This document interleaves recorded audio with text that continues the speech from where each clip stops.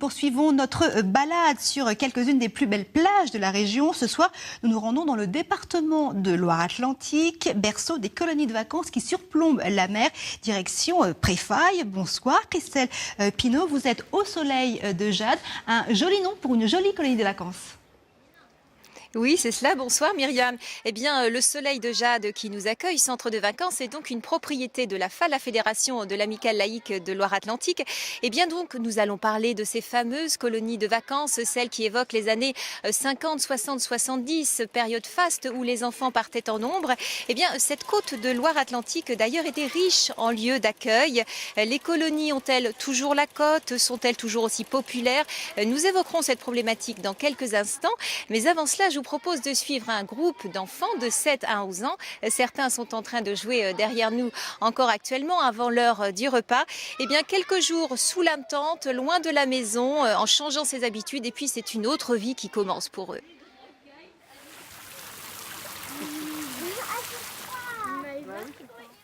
Les enfants, on va faire un jeu. Là, il y a les poissons qui vont nager autour de nous, autour du filet, et nous, on va compter. Ah, il y a un poisson qui est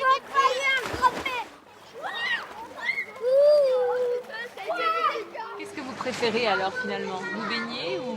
On aime bien se baigner, escalader les rochers et pêcher des poissons ou des crabes. Et là, vous allez faire quoi? On va faire des activités, je crois qu'on va pique-niquer. C'est à toi, Arthur. Moi, je viens ici. Pourquoi? Pour m'amuser avec mes copains. C'est ma raquette ou quoi? Non. Ah, pour moi. Toute seule, non. Mais dès que Florent et Pierre Cardin... Oh là, t'as T'as perdu.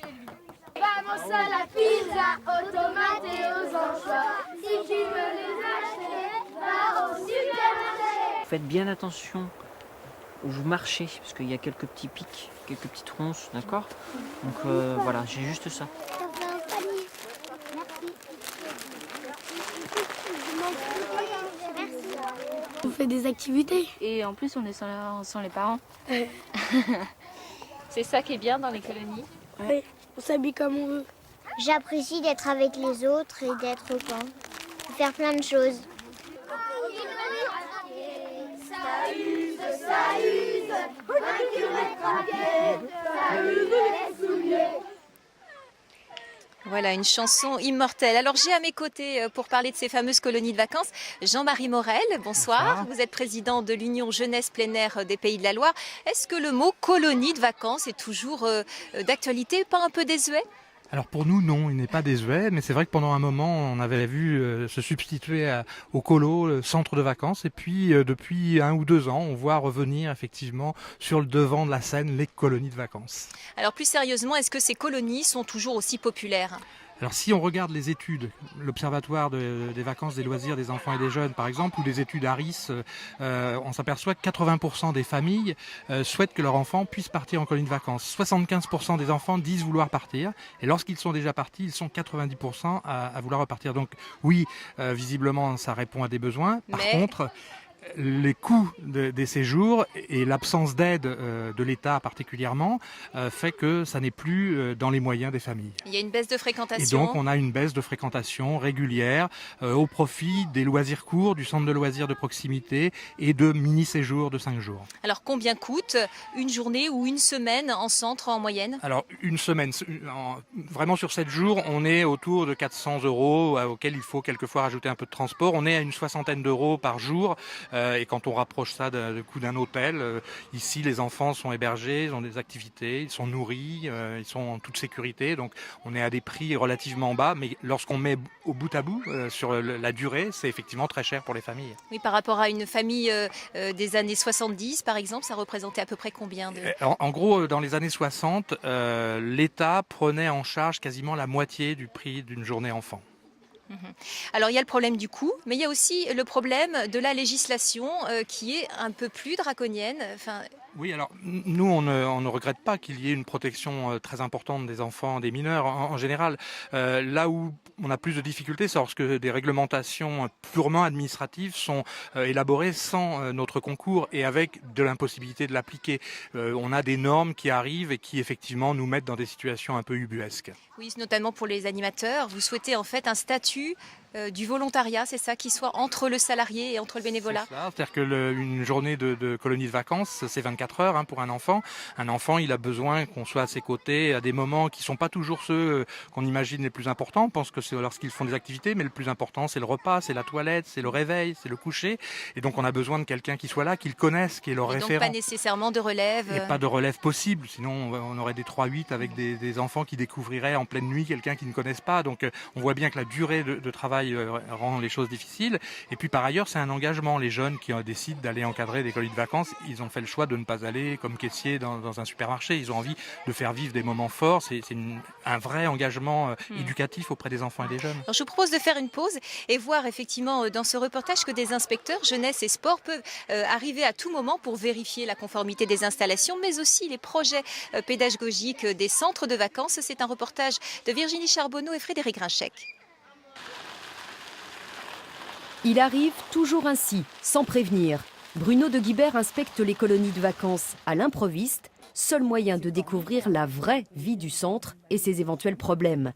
Début de visite aujourd'hui à l'extérieur, sur une activité où la sécurité est primordiale. Alors vous allez plusieurs en même temps dans l'arbre. C'est ça.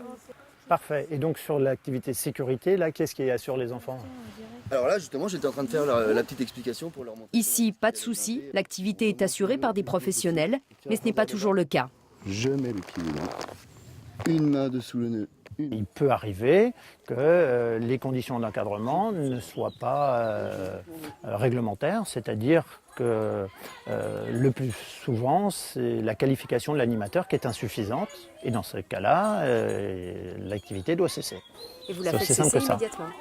Immédiatement. Une activité comme celle-là, avec un risque à la clé, il faudrait qu'elle s'arrête immédiatement, bien entendu. L'inspecteur a l'œil sur tout, les ateliers, les dortoirs, les repas aussi. Et là, pour le menu du jour, peut mieux faire. Alors les frites, c'est ce qui fait plaisir aux enfants, mais ce qui n'est pas forcément bon pour la santé. Donc il faut que ce soit exceptionnel. Voilà. Il n'y a pas de dogmatisme en la matière, mais effectivement, il faut vérifier que c'est exceptionnel.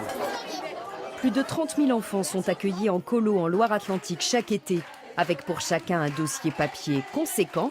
L'inspecteur ne va pas tous les vérifier, impossible, mais il en contrôle une grande partie. Qui est conforme à la fiche complémentaire. Tout à fait, oui. Ça reste tatillon, un inspecteur, oui, mais quand on sait le pourquoi est-ce qu'ils sont si tatillons, après on comprend et on fait ce qu'ils disent. Vous n'avez pas le choix de toute façon. De toute façon, non. Puisqu'après, il y a un rapport qui nous est envoyé et puis il y a mon diplôme qui est en jeu quand même aussi.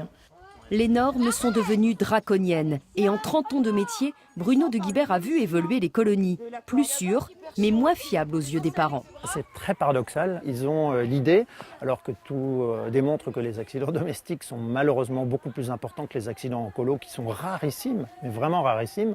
Donc il y a encore des parents qui pensent qu'il y a un risque. Et ils se trompent. Ils se trompent complètement, oui, ça, toutes les statistiques le montrent. Et pour que les jolies colonies de vacances le restent, l'inspecteur va passer son été à les contrôler. 4 en moyenne reçoivent sa visite chaque jour. Alors il y a un autre problème qui se pose, Jean-Marie Morel, c'est la pression immobilière en bord de mer pour tous ces centres. Oui, en plus avec des établissements très anciens qui datent des années 50, avec donc de gros problèmes de mise aux normes. Et effectivement, on est sur des territoires comme ici, à la pointe de Saint-Gildas, effectivement très convoités. Alors, on a la chance ici, en Loire-Atlantique et en région des Pays de la Loire, d'avoir une aide en Loire-Atlantique du Conseil général et en région, une aide à la pierre du Conseil régional sur le tourisme social qui nous permet d'éviter plus de difficultés. Est-ce qu'il y a encore des centres du côté de Saint-Marc sur... Eh bien non, à Saint-Marc-sur-Mer, les centres qui existaient ont tous disparu. Enfin, ils n'ont pas disparu, mais ils ne sont plus des centres d'accueil d'enfants. En tout cas, la plage, elle reste. Et c'est là où il y a 60 ans que le film de Jacques Tati a été tourné. Souvenir avec Myriam Engener et Daniel Le Floch.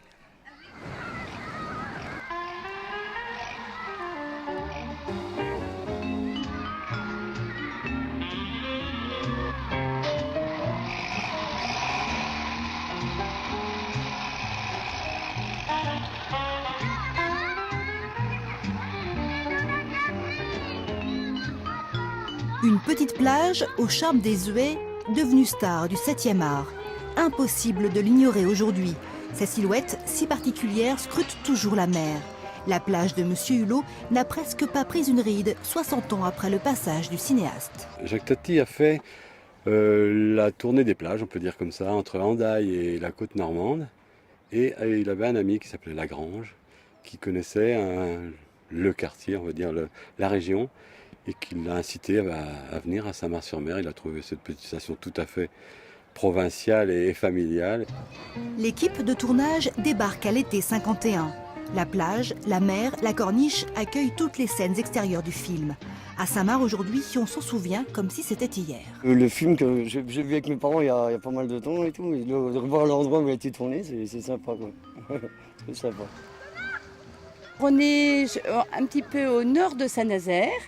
Si vous suivez la côte, vous pouvez atteindre la plage de Saint-Marc par la côte. Il y a tout un chemin côtier, très sympa. Et donc vous arrivez sur cette jolie plage. Justement, j'admirais la mer. Ces rochers, ces petites voiles blanches, tout ça, c'est vraiment joli. Qu'est-ce qu'on aperçoit là-bas? C'est Saint-Nazaire?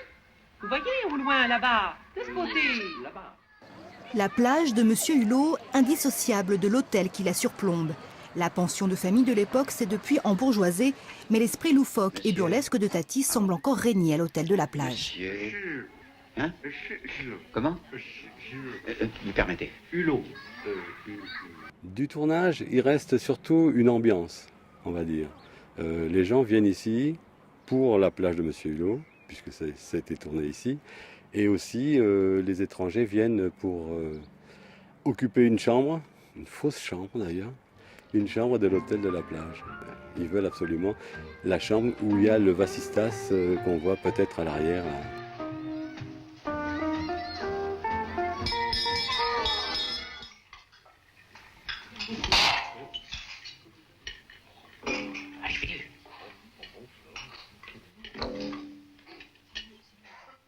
On a toujours une demande par rapport à la porte qui claque. Est-ce que c'est cette fameuse porte-là? Malheureusement, non. C'est plus cette porte-ci, mais ça a le même effet dans le cœur des personnes qui apprécient le film. Magie du cinéma. Les années et les étés se suivent à Saint-Mars-sur-Mer. Un scénario quasi inchangé depuis le séjour de l'illustre vacancier, comme s'il n'y avait jamais eu ici de clap de fin.